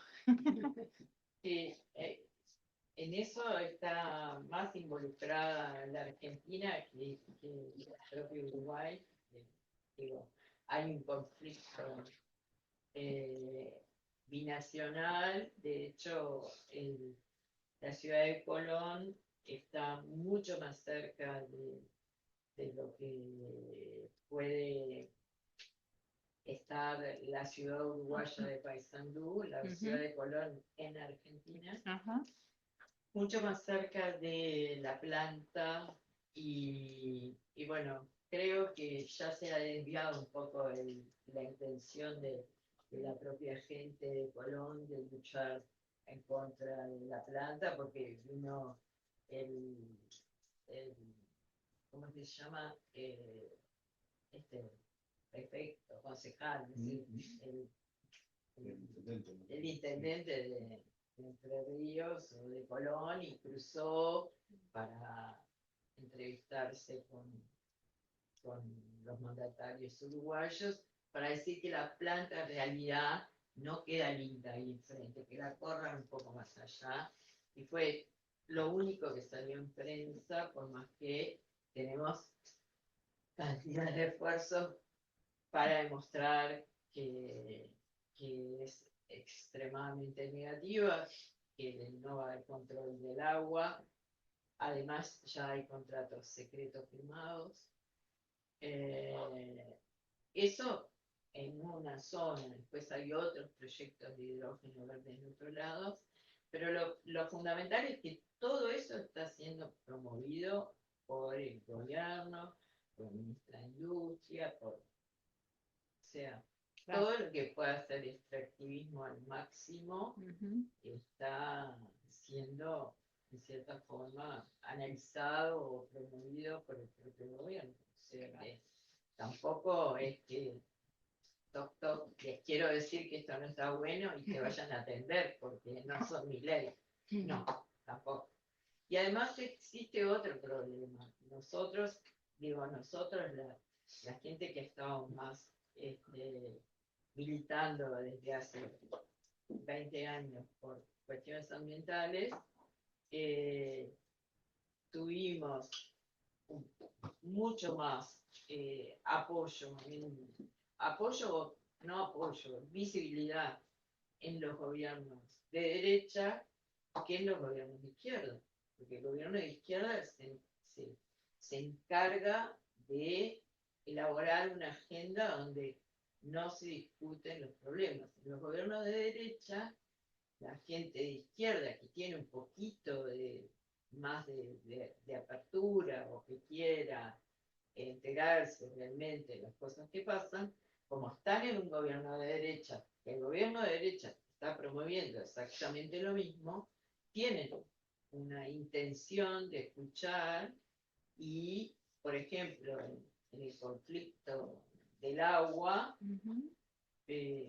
tuvimos una gran visibilidad y una gran recepción porque estábamos peleando contra una imposición y un gobierno de derecha, se va a hacer tal cosa, un proyecto que se pensaba hacer, que se iban a pagar cerca de $1.000 millones por traer un caño de 80 kilómetros hasta Montevideo con agua que igual iba a ser salada y con cianobacterias porque no daba la distancia como para que el agua no dejara de ser salada a esa distancia. Y ese proyecto se paró porque hubo mucho más visibilidad. Todo esto ocurrió durante el gobierno de derecha y hubo mucha visibilidad, inclusive dirigentes del Frente Amplio que se opusieron a ese proyecto. ¿Qué es lo que hizo el nuevo gobierno? Anular ese proyecto, pero no anular los $1.000 millones que se le van a pagar a las empresas porque ya estaba un contrato firmado. Se va a hacer otra cosa, que va a ser seguramente inútil, pero la plata se la van a llevar igual. Entonces, hay un problema grave de lo que dice qué hacer, cómo hacer para que estos problemas sean visibles. Siempre quedan en un círculo muy restringido de militantes, o de vez en cuando aparece algún tipo de información, pero no es masivo, no es que la gente esté sintiendo que están permanentemente vendiendo el país y que no les importa nada lo que puede llegar a pasar. No, porque la agenda la marca un problema con un ministro, un problema con un diputado, un problema con una diputada. No sé, hoy no sé si llegaron a escuchar, parece que todo el problema del Uruguay es Blanca Rodríguez, porque Blanca Rodríguez ¿Quién es Blanca Rodríguez? Una senadora, y yo no sé quién resuelve, te juro, me pregunto, ¿quién resuelve levantar a drama nacional lo que dijo Blanca Rodríguez? ¿A qué fuerza pertenece Blanca Rodríguez? Frente al MPP, al Movimiento de Participación Popular que creo Mujica. Entonces hay alguien que está levantando todos los días una tragedia por un problema que en realidad no se nos va la vida en eso. Ahora con el agua, con el territorio, con todo esto, no son problemas. Es un problema. Es un problema. Digo algo cortito en relación a eso. En realidad dos cosas me surgen de lo que comentás. ¿Cómo es tu nombre? Ana Filippi. ¿Ana? Ana Filippi. Ana, con esto que decís, Ana, que es una de las cosas de las cosas que sí, que deberíamos poder trabajar aquí y allá, es esto de fomentar la imaginación socioecológica, en el sentido de imaginación sociológica es como un concepto que viene, bueno, de un sociólogo, Wright Mills, que decía que eh, es aquella habilidad, aquella capacidad que se enseña, que se transmite para poder pensar nuestra propia biografía en conexión con los procesos históricos, ¿no? En el equipo donde trabajo hablamos de imaginación socioecológica para fomentar esa capacidad de conectar nuestras propias biografías con lo que sucede en los procesos históricos, pero también en relación a los procesos ecológicos. Yo creo que ahí tenemos un desafío enorme, que es bueno, trabajar las imaginaciones socioecológicas. No sé, no tengo la respuesta sobre cómo, pero sí, pero sí, bueno, desde el lugar que podamos, los espacios que podamos, fomentarlo como sea, ¿no? Esto de, bueno, vivimos en una trama que que se inserta en determinadas condiciones ecológicas, en determinadas condiciones históricas. Es muy difícil en este momento en Argentina, es como, no sé, yo creo que es una utopía muy grande, pero de todos modos, bueno, no bajar la guardia y recuperar esa, y también un poco la inquietud, y esto es el segundo punto que quería mencionar, en mi caso, bueno, por ser argentina, ustedes saben que el peronismo, históricamente, como fuerza política, ha tenido mucha incidencia y sigue teniéndolo relativamente al día de hoy, aunque está bastante desarticulada la fuerza política del peronismo y demás. Que fue la fuerza que por ahí se podría equiparar con el Frente Amplio, si se quiere, o como, bueno, ¿no? Como las fuerzas más de izquierda o progresistas, aunque digo, seguramente haya muchas diferencias, pero hubo un peronismo en los 70 que pensaba estos temas. De hecho, la primera secretaria de Ambiente, y eso es un poco lo que estamos haciendo el esfuerzo de revisar esa biografía de Yolanda Ortiz, esa primera secretaria de Ambiente que pensó estos temas, que empezó a identificarlos porque veía que en las ciudades la contaminación industrial, la contaminación era muy fuerte, como química, podía haber esos procesos y podía ver también cómo los trabajadores en muchos casos se veían afectados por las problemáticas ambientales y había un cierto peronismo, incluso en el mensaje ambiental de Perón, digo, con todo lo que las críticas que se le puede hacer a Perón ya en los años 70, como previo a la dictadura, bueno, en fin, como muchos elementos ahí a pensar. Pero digo, hubo un cierto peronismo con imaginación socioecológica como fuerza política que después perdió, se transformó en una fuerza hegemónicamente desarrollista, ¿no? Como decías recién, como, bueno, ver de las fuerzas más progresistas y de izquierda, hacer como una revisión, a ver en qué medida podemos encontrar imaginaciones socioecológicas ahí que tengan el potencial de reactualizarse o reciclarse o ver cómo puede entrar dentro de, o por lo menos discutir con esto que no se discute, que es, bueno, sí, desarrollo, vengan, hagan lo que quieran, llévense todo el agua, ¿no? Eh, Me parece que esa es otra de las empresas que nos toca. Digo, empresas como cosas para hacer, no como no para que fundemos una empresa, pero digo, como emprendimiento, digo, bueno, ¿qué podemos hacer?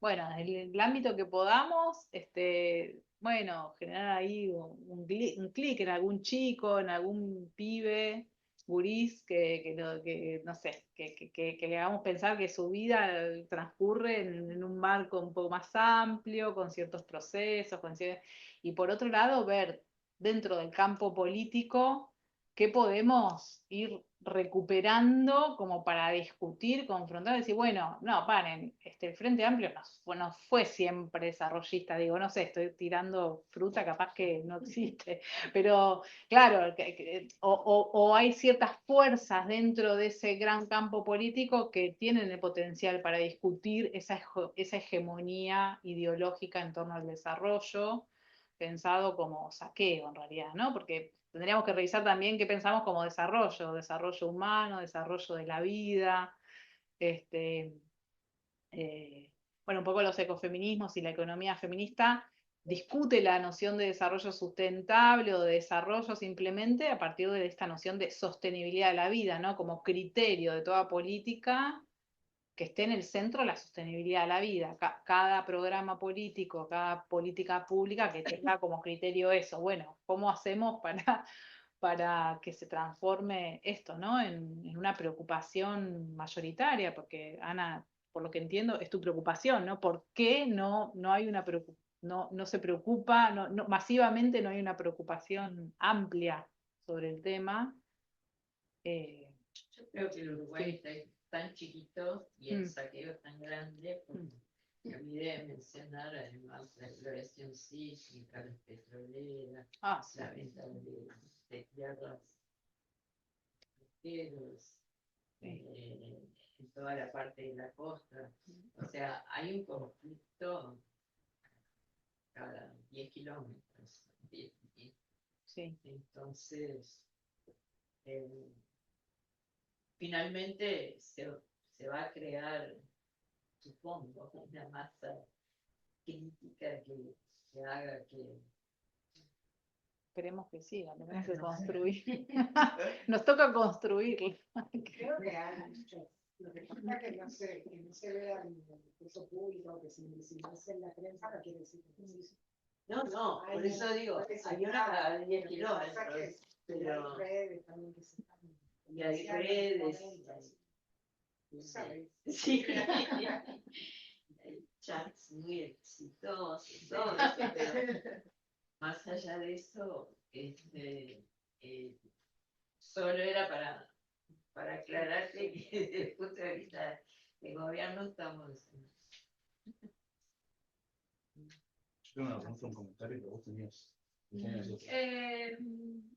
Ya te contestó. Lo mío era mucho más abstracto, pero tiene que ver con la pregunta de él, que lo practicó, hizo mucho más práctico.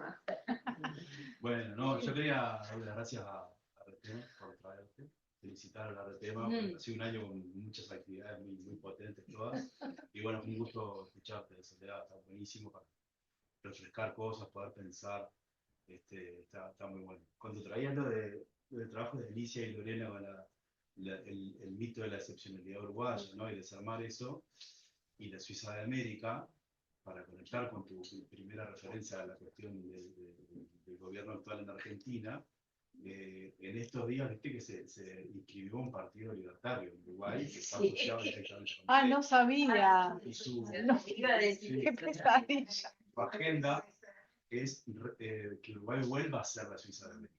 O sea, ¿cómo aparece esto de la excepcionalidad? La Suiza de América era el eslogan del Uruguay desarrollista en la década, en el fin de 40 y 50, ¿no? La Suiza de América, el país de las vacas gordas. Sí. Y eso está volviendo ahora con la agenda libertaria. Entonces, para complejizar un poco más el panorama, el progresismo uruguayo acaba de vender 3 radios, una de Colonia, una de Maldonado, que es donde estamos trabajando nosotros, y una de acá de Montevideo, que no casualmente es la radio que más creció en audiencia en los últimos 10 años, les acaba de vender a un grupo económico vinculado con los libertarios en Argentina, preparando no sabemos por qué ni qué un desembarco fuerte, ¿no? de esa corriente de pensamiento en Uruguay, ¿no? Entonces, esto para complejizar un poco el momento en el que estamos. Yo creo que no hay una posible imaginación socioecológica en el progresismo uruguayo.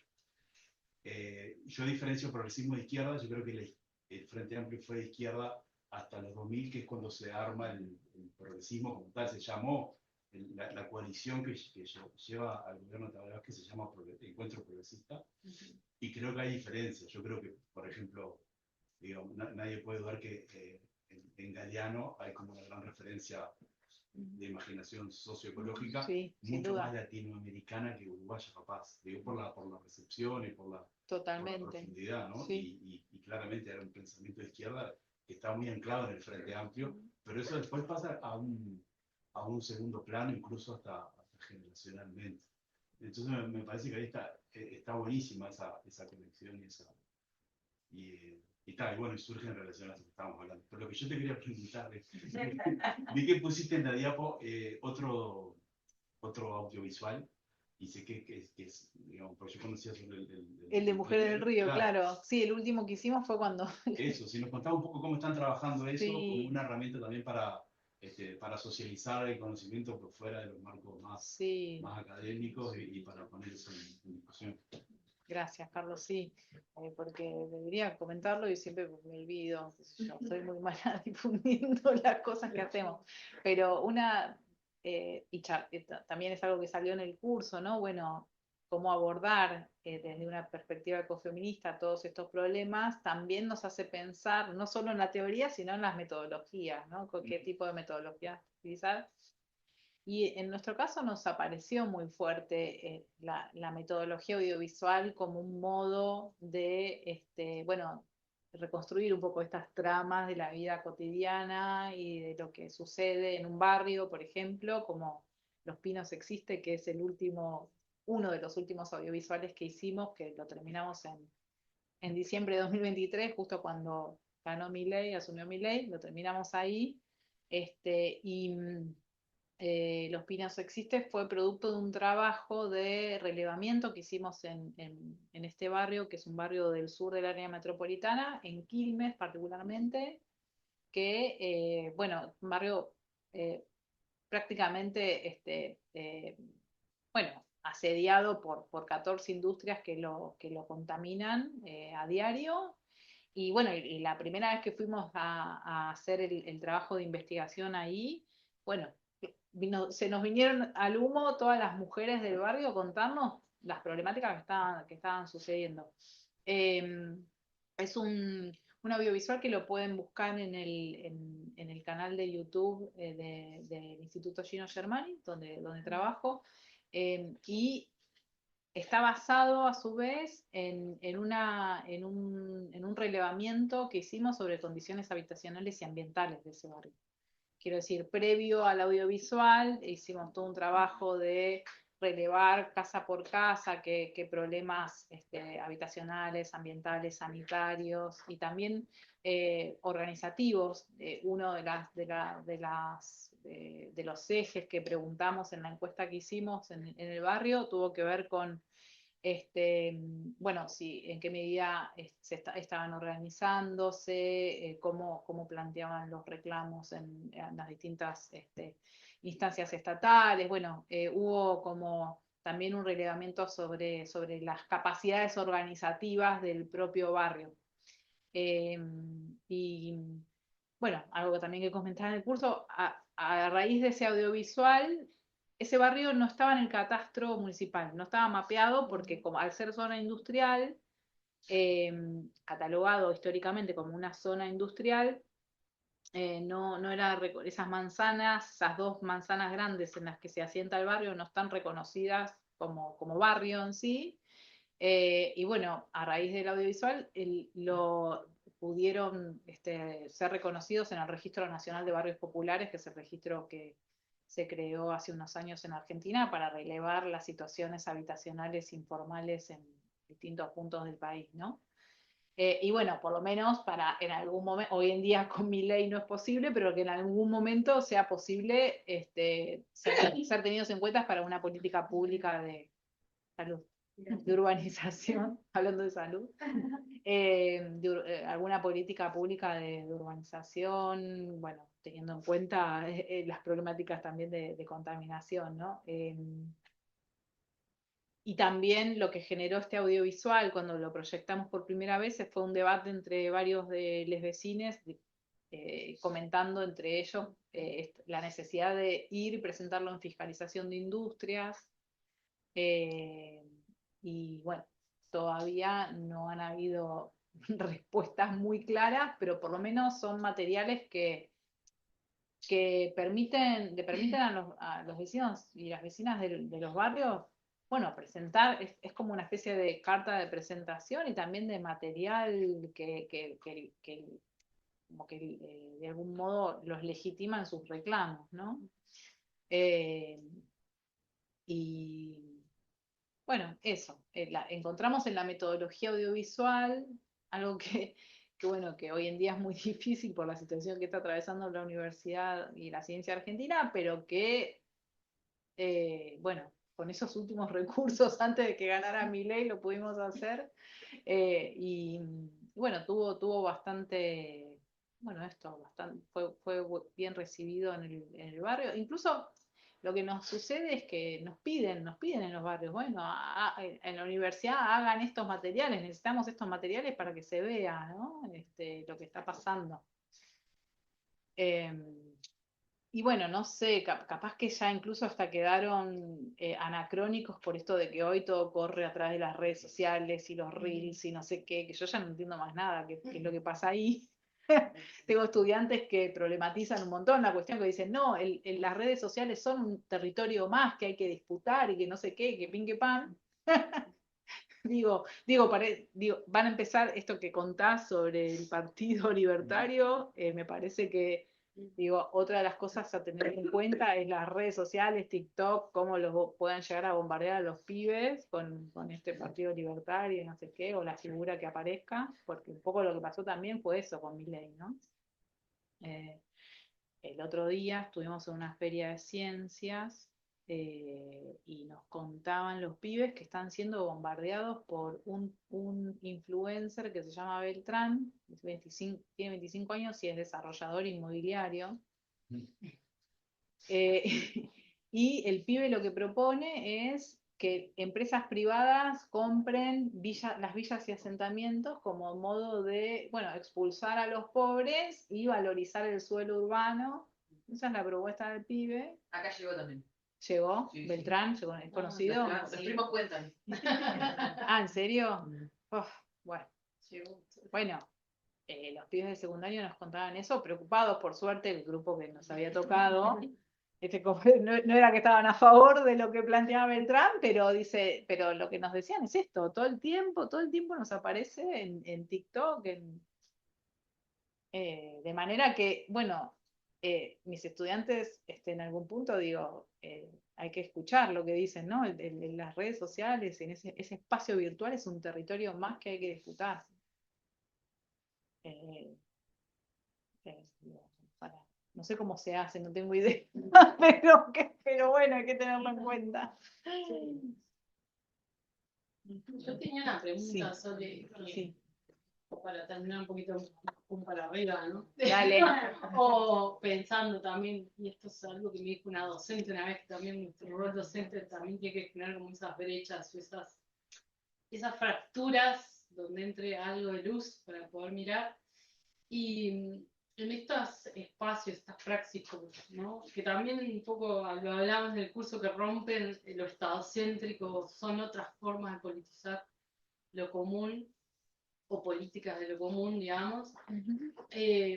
Vos no lo trajiste tanto, pero nosotros estamos pensando esto también de esto de la agrupación y las otras formas como espacios de goce y disfrute de las mujeres y encuentro, porque hay que decirlo también, ¿no? Que nos pasa, lo vivimos en el cuerpo, cómo si están investigando eso, si están trayendo como trajiste el tema de la poesía, porque también la política de lo cotidiano tiene que ver con nuestra vida cotidiana y que la lucha también alimenta de que es una posibilidad, ¿no? Yo imagino las fuegas no juntándose a ir a atascar ese incendio y, ¿no? Como esa soledad, esa angustia que termina sublimando o haciendo carne y potencia en el colectivo, ¿no? Sí.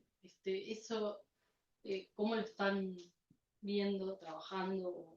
Sí, entra como una cuestión dentro de lo llamado organizativo, esto de, bueno, incluso organizarse para el festival,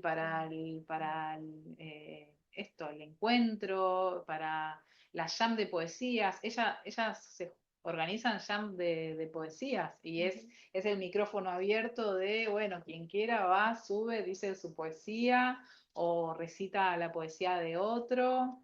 Y entrando como parte de, bueno, de la necesidad y del deseo de gozar de salud mental y de estar bien, ¿no? Como que un poco, y hacen esta reflexión en el caso de las brigadistas ecofeministas, hacen esta reflexión acerca de que en gran medida lo que sucede con la salud mental tiene que ver con la fragmentación social y con este juego que hace el capital de todo el tiempo ir cercenando espacios para el encuentro, ¿no? Como ir capturando, ¿no? Estos dos territorios de explotación que identifican los ecofeminismos, que es el territorio, la captura de los cuidados, como captura, bueno, dar lo que sostiene a la punta del iceberg de la economía, y la captura de los bienes comunes naturales,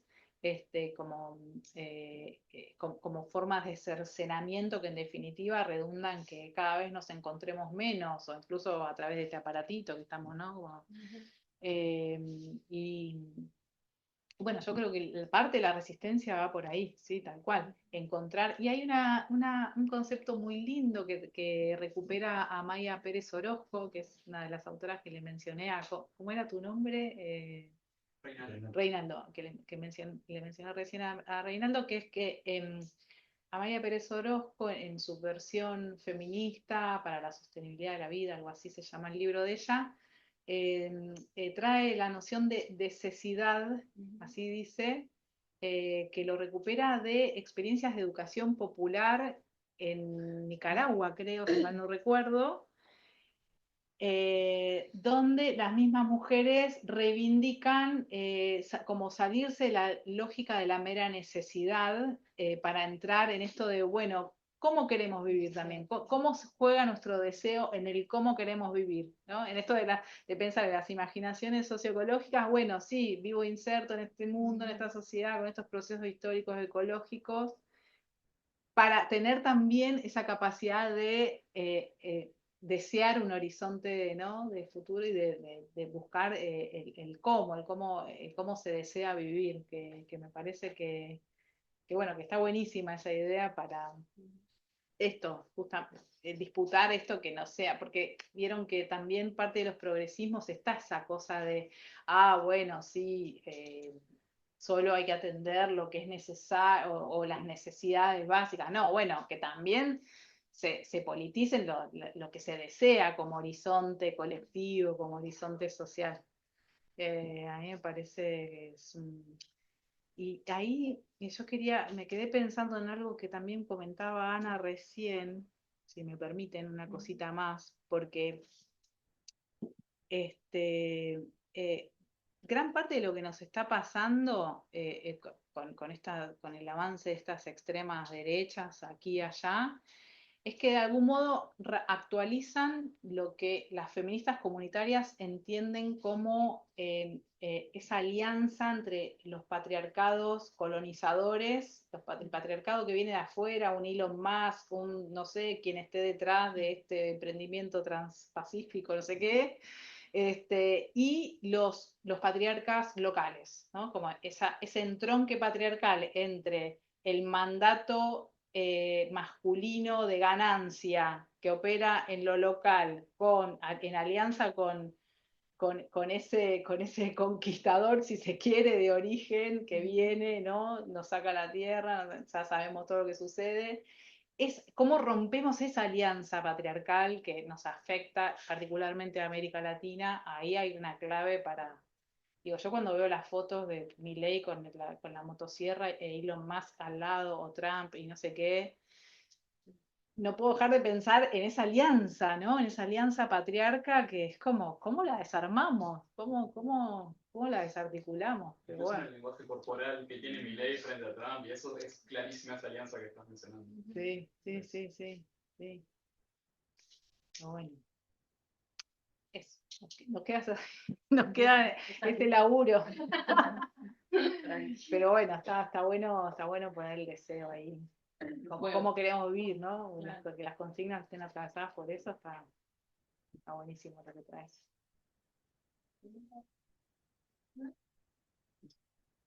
Bueno,